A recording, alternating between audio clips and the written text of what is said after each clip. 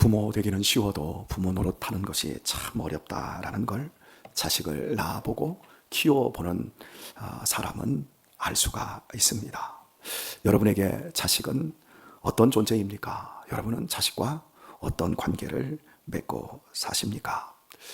한 30년 전쯤 제가 이제 결혼하고 초창기에 저희 부부가 살 때 텔레비전이 있었습니다. 그리고 하영이가 태어나면서부터 텔레비전을 없앴습니다. 이유는 우리 딸을 키우는데 텔레비전은 절대적으로 해가 될 거라는 결론이었기 때문에 그렇습니다. 지금은 텔레비전이 없어도 스마트폰이라는 것이 있어서 아무런 의미가 없다라는 것을 제가 참 뼈저리게 느낍니다. 여하튼 당시에 텔레비전을 저희 집에서 치우고 딸에게 여러 책들을 읽어주고 함께 시간을 내어주는 이런 시간들을 살아오게 되었습니다. 제 책을 어제 읽던 제 딸이 아버지, 언제 아버지가 저한테 이런 시간을 주셨나요? 라고 제게 묻더라고요. 아버지하고 별로 책을 읽은 기억이 없는데요. 그러냐? 미우라 아야코 책 빙점과 속 빙점과 양들의 침묵을 너 언제 어떻게 읽었지? 너 아버지가 너한테 읽으라고 하고 안 읽기 전에 너한테 가끔씩 이 부분이 참 멋있다, 한번 너도 읽어보면 좋겠다라고 읽어보았잖아. 너한테 자극을 주었잖아. 그리고 네가 읽고 나서 아버지하고 이 부분에 대해서 얼마나 많이 이야기를 했니? 그랬더니 그렇구나. 자식은 다 잊어버렸더라고요. 물론 좀 컸을 때는 읽어줬던 걸 그렇구나 그랬는데 그 전 0세에서부터 한 6세 이전까지 얼마나 많은 책을 읽어주었는지 모르는데 다 잊어버려요. 그런데 여러분, 뼈 때리는 말씀이 있다 그러잖아요. 뼈를 때린다. 그런 것처럼 우리 아이들의 자녀들의 인생에 그 모든 것은 6세 이전에 다 결정된다. 프로이드의 심리학에서 나온 이야기고 그 이후에 칼 융도 똑같은 이야기를 했습니다.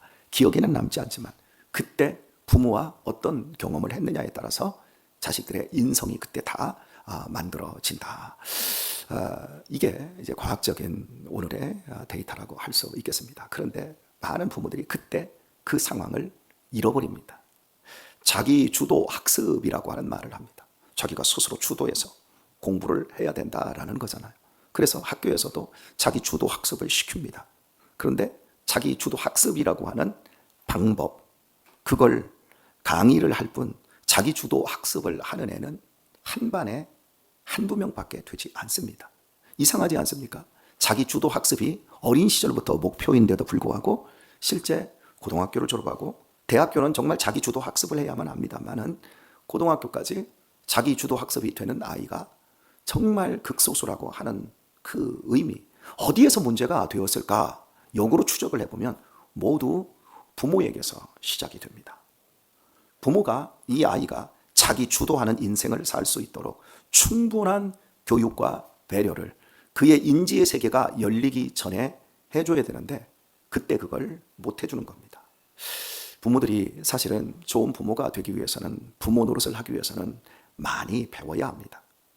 그런데 생물학적으로 부모가 되었을 뿐 자식을 키워낼 수 있는 실력을 갖출 여력이나 여유가 없다 보니 그저 먹고 살기에 바쁘다 보니 돈 벌어서 자식을 돈으로 다른 사람들에게 맡겨버리는 이 폐해, 자식을 누구보다도 사랑하고 누구보다도 잘 알고 누구보다도 잘 키울 수 있는 실력이 부모에게 있는 건데 부모가 이 교육을 포기해버리니까 자식이 자기 주도 학습이나 자기가 주도해서 인생을 사는 용기나 사회성을 가지지 못한다라는 사실이지요. 여하튼 제가 30여 년 전에 텔레비전을 저희 집에도 있었으니까 보았을 때 그때 서세원 씨의 장수 퀴즈인가요? 그런 퀴즈가 있었어요. 시골 마을을 다니면서 늙은 할아버지 할머니들을 상대로 해서 퀴즈를 내는 것. 할아버지가 이제 자신의 부인 할머니에게 이제 퀴즈를 설명을 하는 건데 이게 텔레비전에 비쳤던 그 퀴즈 내용은 천생연분이었습니다. 천생연분을 설명을 해야 돼요. 이 할아버지가 이렇게 말을 합니다. 당신과 나와의 관계. 그러니까 할머니가 가만히 보더니 야, 이 답답한 사람아, 당신하고 나와의 관계, 그러니까 왼수 그랬어요. 여러분 기억하실 거예요. 그때 제가 포복 절도할 뻔 봤으니까. 왼수 그러니까 아니 네 글자, 그러니까 할머니가 거침없이 평생 왼수. 그때 서세원 씨와 신은경 씨가 배꼽을 잡고 그냥 땅에 주저앉고 방송 사고가 일어날 만큼 한바탕 웃을 때 저도 그걸 보고 얼마나 웃었는지 모릅니다. 부부 관계가 평생 왼수다라고 이렇게 표현한 것이 웃었지만 실은 그게 맞는 말 같다.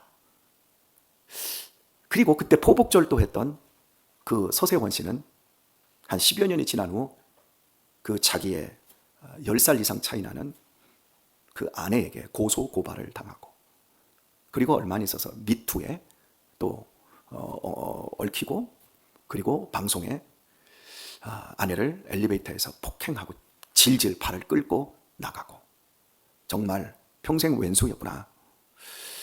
이제 그게 보여지더라고요. 그리고 그 두 사람 사이에 태어난 아이가 아버지를 보지 않겠다, 남이다 선언을 하고 이 엄마랑 사는 자식하고도 평생 원수가 아닌 그 이상의 아픔이 되었죠. 그리고 본인이 뭐 신학을 하고 뭐 선교 목사가 되고 선교사가 되었다. 그런데 선교지에서 세상을 떠버렸습니다. 가족이 도착하기 전에 이미 화장이 끝나버리고 비참하게 한 줌의 흙이 되어버렸습니다.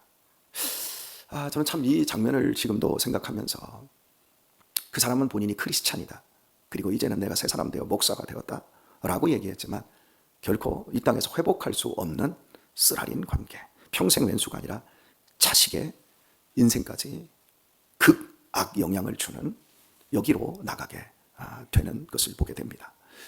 오늘 본문의 말씀은 너는 마음을 다하고 힘을 다하고 성품을 다해 주 너희 하나님을 사랑하라 말씀해놓고, 이것이 네가 인생을 살아가는데 근본이고 잘 살 수 있는 방법이다. 그리고 너는 이것을 네 마음에 새기고 부지런히 네 자녀에게 가르쳐야 되는데, 일어날 때든지 누웠을 때든지 집에 있을 때든지 나갈 때든지 부지런히 가르쳐야 된다. 여기서 부지런히 가르치라는 말의 의미는 원어를 보면 칼에 나를 날카롭게 하다, 연마하다라는 뜻입니다.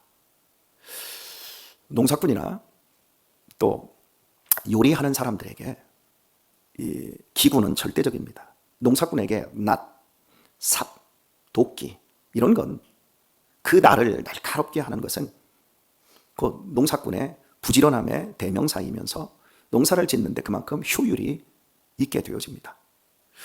벼베기를 해보신 분들은 무딘 날을 가지고 벼를 베는 게 얼마나 손과 손목과 팔과 어깨와 허리에 무리가 되는 줄을 아십니다. 그래서 아예 이 가을에 농사를 지을 때는 벼를 펼 때는 숫돌을 논으로 가져가서 짬짬이 갈아줍니다. 그리고 베면 훨씬 부드럽게 나가게 되어집니다. 도끼도 마찬가지입니다. 집에서 요리를 전문적으로 하시는 분이 칼을 잘 갈아야 됩니다. 우리 교회에서 김동철 장로님이 칼을 제법 잘 갈아주시던데 요즘도 잘 갈아주시나요? 씩 웃으시는 거 보니까 우리 김동철 장로님 조금 분발하셔서 칼 좀 잘 갈아주시면 맛있는 음식을 하시는데 조금이라도 보탬이 되리라고 생각이 되어집니다. 이렇게 나를 날카롭게 세워야 되는데, 제가 김동철 장로님을 특수하게 이름을 부른 이유는 낫을 아무나 잘 가는 게 아닙니다. 칼을 아무나 잘 가는 게 아닙니다.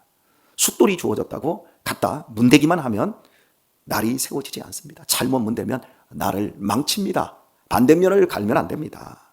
쓰는 면을 잘 갈아야 합니다.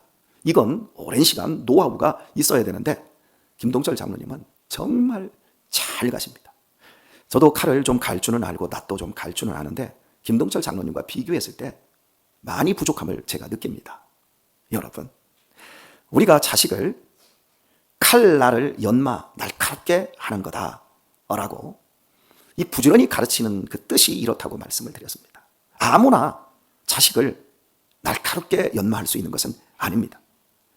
끈기가 있어야 됩니다. 끈기뿐만 아니라 온기가 있어야 됩니다. 김 장로님께서 이 낫을 가는 걸 가만히 보면요, 딱 자리를 잡고 편안히 앉으셔서 웃으면서 가볍게 이 상박의 힘을 빼고 하박만 살살살살 나갑니다. 얼마나 여유가 있고 따뜻한지 모릅니다. 그런데 여러분에게 초짜들에게 맡기면 칼이나 낫은 위험한 도구입니다. 그러니 어떻게 합니까? 벌써 딱 긴장을 합니다. 그리고 몸에 힘이 들어갑니다. 따뜻함을 느끼지 못합니다. 김 장로님이 어떻게 그렇게 잘 자세를 잡을 수 있습니까? 오랜 시간 현장에서 그 낫을 써봤고, 그리고 여러 번 남들보다 시행착오를 더 많이 했기 때문에 그 실력이 나오는 겁니다. 부모가 그냥 되지 않습니다. 부모의 가슴이 뭉그러지고 찢어지고 깨지고 부서져야 오랜 시간 버텨주고 하는 그 시간 동안 오뚜기처럼 다시 일어나고, 또 넘어지지만 깨졌지만 다시 일어나서 상처를 싸매고, 자식 앞에 하나님을 사랑하는 것, 마음을 다하고 뜻을 다하고 힘을 다하여 하나님을 사랑하는 것, 그 자세로 오랜 시간 버틴 사람만이 자식을 결국 날카롭게 갈아낼 수 있는 겁니다. 학원에 돈 주고 쉽게 자식을 가르치는 것, 내가 날카롭게 세우지 못하는 자식을 누가 날카롭게 세워줄 수 있겠습니까? 부모가 하나님을 사랑하는 모습이 없는데 어떻게 자식이 하나님을 사랑하는 모습으로 연마받고 날카롭게 되어져서 세상의 모든 어둠과 아픔과 방해와 어려움과 그런 속에서도 세상을 헤쳐나갈 수 있는 강력한 칼이 될 수 있겠습니까? 자식을 날카롭게 세우려고 하는 부모는 자신이 먼저 날카로워져야 됩니다. 무엇으로요? 하나님을 사랑하는 것으로. 그 이야기가 두 개로 지금 연결되어 있습니다. 이게 마음을 다하고 뜻을 다하고 힘을 다하고 성품을 다하고 목숨을 다하여 주 너희 하나님을 사랑하라. 예수님은 이것을 두 가지 형태로 바꿔버리십니다. 하나인데 두 가지 형태로 더 보기 좋게, 더 쉽게, 더 확실하게 분리해 놓습니다. 네 몸을 사랑하듯 네 이웃을 사랑하라. 보이지 않는 하나님을 사랑하는 것, 그것은 그냥 이론으로 치우칠 수 있습니다. 그래서 예수님께서는 보이는 이웃, 하나님의 믿음의 공동체, 보이는 목사, 보이는 장로님, 보이는 권사님, 보이는 셀원들, 보이는 셀장, 그 사람을 네가 네 몸과 같이 사랑하라. 내 몸이 조금 왼손이 좀 더러워졌다고 너 이 손 쓸모없어. 난 너 오른손이 그럽니다. 너는 이제 안 봐. 그렇게 할 수 없습니다. 왼손이 더러워지면 오른손이 가서 더러운 걸 씻어줘야 됩니다. 오른손이 잘못해도 왼손이 가서 씻어줘야 됩니다. 얼굴이 광나고 윤기가 나려면 어떻게 해야지요? 손이 열심히 움직여야 됩니다. 눈곱도 빼줘야 되고 코도 풀어줘야 되고, 이렇게 서로가 서로를 신뢰하고 잡아줘야 됩니다. 그래야 아름다울 수 있습니다. 그게 사랑이라는 겁니다. 저는 이 세상에서 우리 자녀들을 키워낼 수 있는 최고의 공간, 그곳은 가정입니다. 동시에 그거 못지않게 저는 교회라고 믿습니다. 제 인생 속에서 만난 이 교회는 제 인생 전체를 바꿔버렸습니다. 저는 날카로운 부모님을 못 만났습니다. 저를 잘 갈아줄, 연마해줄 제 아버지는 제가 뱃속에 있을 때 돌아가셨습니다. 어머니는 먹고 살기가 너무 힘들어서 저 낳자마자 그냥 누나들에게 맡겨놓고 생선장사 나가셔 버렸습니다. 그래서 어린 시절 못 먹었습니다. 그래서 어린 시절 감기만 걸리면 경기에서 눈 뒤집고 흰자만 남아서 죽을 고비를 수도 없이 넘겼다고 합니다. 불쌍하지 않습니까? 저를 갈아주고 연마해줄 부모님이 없었고, 아예 생존의 위기까지, 왜요? 젖을 주는 엄마가 없으니까 동네 사람들, 이 동네 사람, 이 아줌마, 저 아줌마 다 그냥 젖동량하면서 어린 시절을 보냈으니 얼마나 몸이 허약합니까? 그래서 제가 어떻게 아버지가 되어야 되는지, 어떻게 남편이 되어야 되는지, 하지만 교회를 만났고 이 교회를 통해서 좋은 엄마가 무엇인지, 좋은 아빠가 무엇인지, 좋은 남편 되는 것이 무엇인지 성경을 통해서, 말씀을 통해서 계속 배워가면서 오늘 이제 아내와 썩 괜찮은 관계를 맺고 살고 제 자식들과 함께 주거니 받거니 행복하게 포옹하며 이렇게 인생을 살아가고, 제 자식들이 세상을 향해서 이제 날카롭게 자신의 인생들을 만들어내고 있는 중에 있습니다. 이 모든 은택과 이 복이 교회를 통해서 왔어요. 그리고 이 교회를 통해서 제가 그래도 어린 시절부터 교회에서 리더, 전도사로 또 목사로 30년을 살아오면서 남들보다 더 깊이 교회 안으로 들어왔고, 그 교회 안에서 참된 행복, 하나님을 마음을 다하고 뜻을 다하고 힘을 다하여 사랑하는 것이 얼마나 행복한 것인지만 배운 게 아니라, 얼마나 네 이웃을 네 몸과 같이 사랑하는 것이 얼마나 처절하고 얼마나 참아야 되고 얼마나 고통스러워야 되고 얼마나 견뎌야 되고 얼마나 이해 못하지만 이해가 되기까지 참아줘야 되고 내 자존심을 내려놓아야 되는 그 시간 속에서 그걸 버텨내며 제 자식들과 함께 날카로움이 무엇인가를 배워나갔던 것 같아요. 내가 부모를 잘 못 만났어도 아무런 상관이 없더라고요. 왜? 교회가 부모 역할 이상을 해주는 이런 복이 있더라는 거죠. 구체적으로 자식을 부지런히 가르치는 데는 어떤 때와 시를 가리지 말라. 앉았을 때든지 일어날 때든지 뭐 누웠을 때든지 뭐 나갔을 때든지 강론하라 말하거든요. 그러니까 시간을 가릴 필요가 없다라는 거예요. 그리고요, 방법적으로도 말씀을 하고 있습니다. 너는 또 그것을 네 손목에 매어 기호를 삼으며. 자 보세요. 여기 지금 손목에 시계가 걸려 있습니다. 근데 유대인들은 경문이라고 하는 걸 만들었더라고요. 그래서 실제 이스라엘에 가보면 경문이 있는데요, 이 위에서부터 이렇게 감아서 내려요. 이 종이가 옛날에 필름 있잖아요. 필름의 한 반절 정도만 해요. 그 하얀 종이에 여기에 말씀을 기록을 했어요. 기록된 말씀을 둘둘둘둘 감고 여기다 감아요. 그리고 여기다도 둘둘둘둘 양쪽에 감아서 이렇게 내렸어요. 그 사람들은 수시로 이걸 봅니다. 이걸 수시로 봅니다. 그리고 여기 미간 여기다 실제 이렇게 두르고 다닙니다. 머리 이렇게 해가지고 머리에다 묶고 핀 한트처럼 하고 다니더라고요. 수시로 끄집어내서 읽습니다. 그리고 그들의 문설주, 문인방, 실제로 가보게 되면 우리 이렇게 액자와 같은 개념은 아니더라고요. 우리 액자에 네 시작은 미아가에서는 네 나중은 심히 창대리라고 뭐 식당 같은 데 다 읽잖아요. 액자에 편에 해놓은 거 있잖아요. 그렇게 되지 않고 그냥 이만 정도 해가지고 벽 옆에다가 문패 있잖아요. 이 집에 뭐 김대성 씨, 권혁철 씨 집 이렇게 문패가 있잖아요. 딱 문패 그 정도 크기만한 걸 딱 붙였는데 깨알 같은 히브리어가 쭉 서 있더라고요. 언제든지 볼 수 있도록, 언제든지 말씀이 눈 안에 들어올 수 있도록. 우리 스마트폰 가지고 다니잖아요. 왜? 언제든지 내 눈앞에 갖다 대려고. 그런 것처럼 이 사람들은 지금 거의 3,000년 이상 이런 식으로 그 말씀을 어린 시절부터 환경적으로 자식들에게 그대로 물려주더라고요. 여러분, 세상에서 가장 뛰어난 민족이 유대인이라는 건 아시잖아요. 뭐 노벨상의 거의 3분의 1 이상을 다 독차지했고 지금도 하고 있는 위대한 민족이 유대인이라는 걸 아시잖아요. 어린 시절부터 하나님의 말씀을 가르치며 하나님 사랑해라, 이웃을 사랑해라. 이 두 가지입니다. 그러니까 여러분, 빌 게이츠, 워렌 버핏 다 유대인 아닙니까? 이 사람들이 돈을 벌어서 뭐를 합니까? 다 기부를 하잖아요. 빌 게이츠가 우리 코로나 때 이 코로나 백신 연구하고 에이즈 퇴치하는 거, 그걸 위해서 자신의 돈을 얼마나 내놨습니까? 그러니까 하나님 사랑하고 이웃을 사랑하는 사람들은 날카로운 정도가 그냥 나 혼자 잘 먹고 잘 사는 정도가 아니더라는 거죠. 오늘 말씀을 맺도록 하겠습니다. 참 목사님들 자식들이나 장로님들 자식들이 대체적으로 훌륭한 사람들이 참 많습니다. 뛰어난 자식들이 참 많습니다. 명문대학에도 나오고 직업적으로도 괜찮은 사람들이 참 많습니다.